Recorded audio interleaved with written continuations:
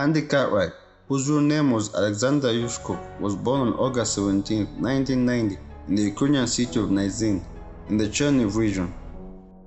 During his school years, he was fond of sports, including sambo. At the same time, he attended a chess club and also studied English and playing the piano with his teachers. After high school, he progressed to Nizhyn University and studied to become an English teacher, but decided to take up music instead. According to Andy, it all started with the fact that a friend left him a cheap microphone. With it, he recorded for another 3 years. He gained relative fame after moving to St. Petersburg, Russia. There, he met and married Marina Kohal, and together they had a son.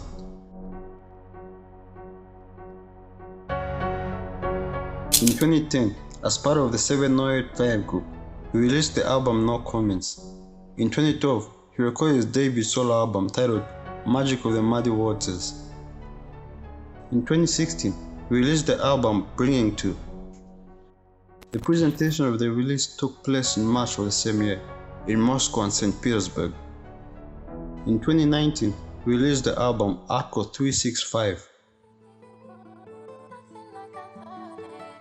In 2013, he took part in the internet show Versus in the genre of rap battle, but lost his first verbal duel to ATL. Later, with varying success, he performed several more times on the internet site against Domino, Emil Afish, Obi-Wan Kenobi, Dottie Ramirez, and Giga One. During an interview, Andrew was questioned on why he chose this pseudonym, and his response was, "I thought for a long time about what I would come up with that would reflect my whole message, but in the end, I decided that it should just sound cool. So I opened the list of British names, found the name Cartwright there, decided that yes, it sounds good. It evokes the kind of association I want. The name remained. And then I chose Andy, but I had doubts."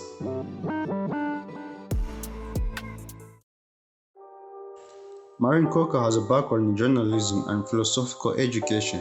In the 2000s, she worked in the press services of the Banal Law Institute of the Ministry of Internal Affairs.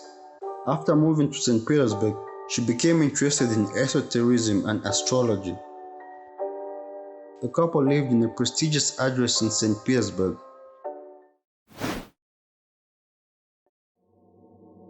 On July 30, 2020, information appeared in the media that the dismembered body of Andy Cartwright was found in St. Petersburg.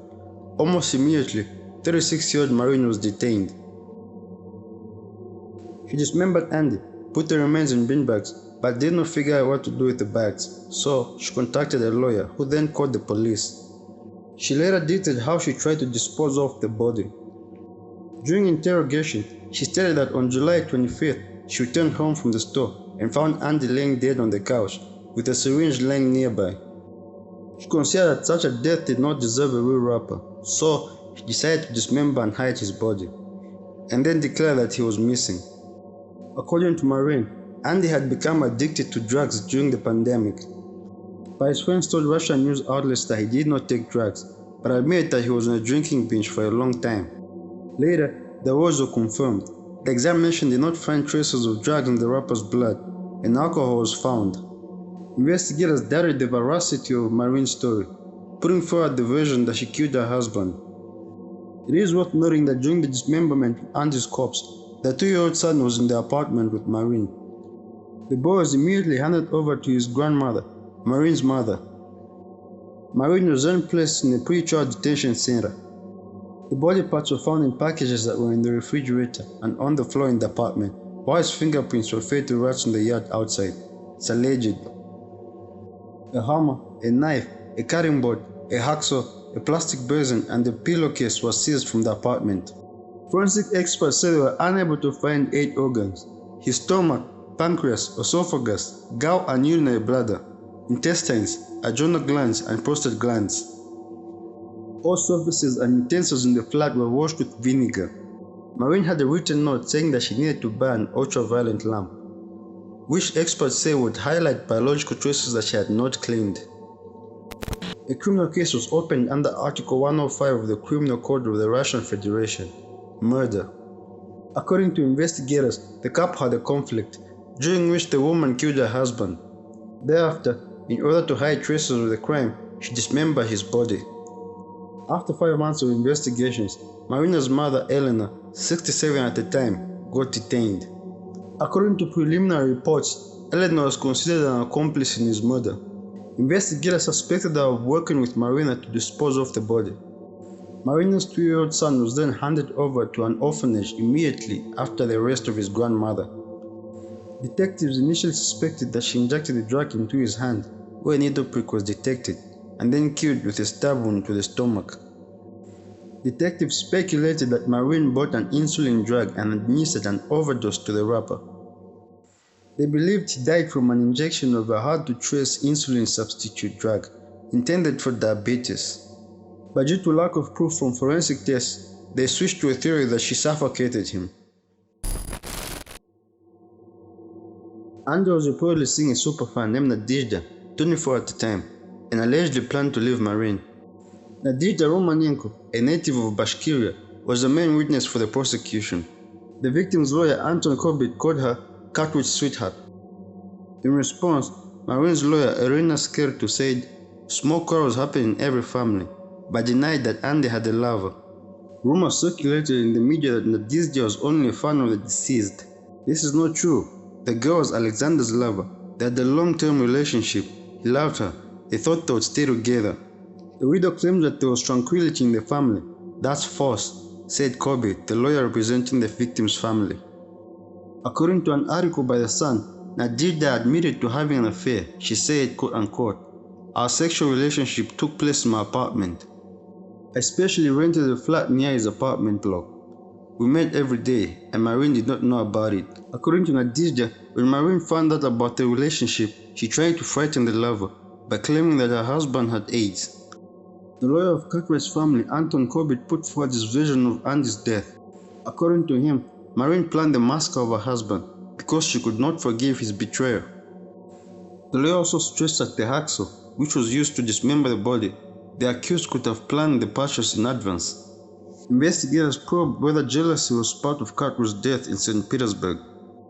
During a conversation with the investigator, Nadezhda said that there was a tense atmosphere in the family of the deceased rapper. Marina completely controlled Andy's income, giving him pocket money. She also acted as his business manager and served coffees in the house. So, Andy had to return to the family house no later than 11 p.m. Otherwise, Marina would not let him into the apartment at all. Under the pseudonym Marina Zorina, she led the video blog, Your Personal Motivation. In November 2019, she recorded 10 minutes of discourse in a video titled, When You Know Your Husband's Mistress by Sight. Marina is said to have known about Andy's intimate relationship with Nadezhda.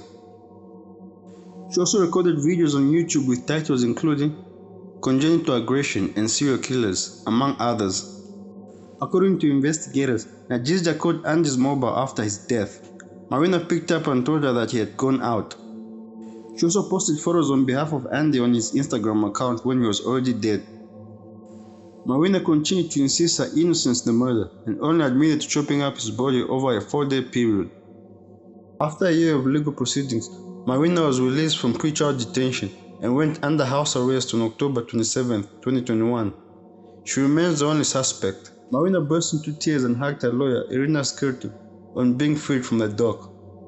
She reunited with her son, now aged 4, who she had not seen for more than a year while in detention.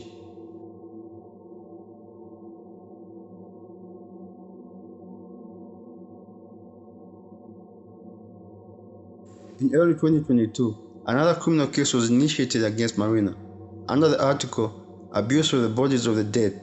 As of making this video, the 2 cases against Marina are still ongoing.